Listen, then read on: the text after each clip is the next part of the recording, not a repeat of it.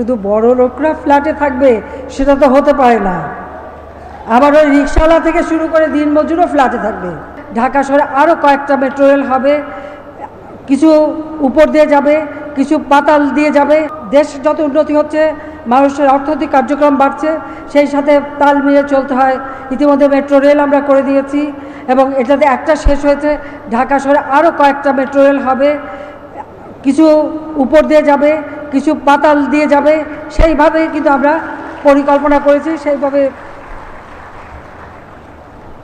পরিকল্পনা মাফিক আমরা এগিয়ে যাব। এলিভেটেড এক্সপ্রেসওয়ে করে দিয়েছি। ঢাকার সঙ্গে অন্যান্য জেলা সংযোগ সেটা যাতে আরও সহজ হয় সে ব্যবস্থা করা হচ্ছে। আর ঢাকার আশেপাশে 4টা কর্নারে 4টা হোলসেল মার্কেট, শুধুমাত্র কারওয়ান বাজার বা একটা জায়গার উপর নির্ভরশীল থাকে, লোক সংখ্যা বেড়ে গেছে, সেটা না করে আমরা 4 জায়গায় 4টা হোলসেল মার্কেট করে যাতে মানুষ বাইরের থেকে পণ্য আনতে পারে, আবার সহজে মানুষ সেটা কিনতে পারে এবং পরিবহন করতে পারে, সেই সুযোগটা সৃষ্টি করার ব্যবস্থাও আমরা নিয়েছি।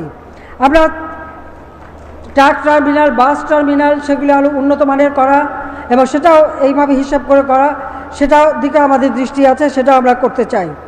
সবথেকে বড় কথা, পরিবেশ রক্ষার জন্য আপনাদের কাছে আমার অনুরোধ, যার যেখানে একটু জায়গা আছে আপনি একটু গাছ লাগান, একটা ফুলের গাছ লাগান, একটা ফলের গাছ লাগান, যাই লাগান একটু কিছু লাগান। ছাদ বাগান, এখন তো ছাদ বাগান একটা নতুন, এই ছাদটা যদি আপনার মাথার উপরে থাকে আপনার ঘরটা কিন্তু ঠান্ডা থাকে। কাজে সেদিকে লক্ষ্য রেখেও আপনি সেখানে একটু তরিতরকারি ফলমূল যাই করেন, নিজের হাতের বোনা একটা গাছের একটা ফল বা কিছু ছিঁড়ে নিয়ে খেতে বা দেখতে সেটাও তো ভালো লাগবে। কাজে সেইভাবে আপনারা করবেন। পাশাপাশি যাদের গ্রামের বাড়ি আছে সেখানেও যেন এই কোনো অনাবাদি জমি না থাকে সেদিকে বিশেষভাবে দৃষ্টি দেবেন। ইতিমধ্যে আমরা যেমন আমাদের যারা পরিচ্ছন্ন কর্মী তাদের ফ্ল্যাট করে দিচ্ছি, আবার বস্তিবাসীদের জন্য ভাড়া ভিত্তিক ফ্ল্যাট নির্মাণ করে দিচ্ছি। যে বস্তিতে যে ভাড়ায় থাকে সেরকমই ভাড়া দিতে হবে, কিন্তু থাকবে তারা ফ্ল্যাটে। শুধু বড় লোকরা ফ্ল্যাটে থাকবে সেটা তো হতে পারে না। আবার ওই রিক্সাওয়ালা থেকে শুরু করে দিনমজুরও ফ্ল্যাটে থাকবে। আমরা সেইভাবেই স্বল্প ভাড়া, কেউ যদি প্রতিদিনের ভাড়া দিতে চায় সে ব্যবস্থা আছে, কেউ যদি 7 দিনে ভাড়া দিতে চায় সে ব্যবস্থা হবে, কেউ মাসে ভাড়া দিতে চাইলে সে ব্যবস্থা হবে। সেইভাবেই আমরা ইতিমধ্যে 300 পরিবার তুলেছি।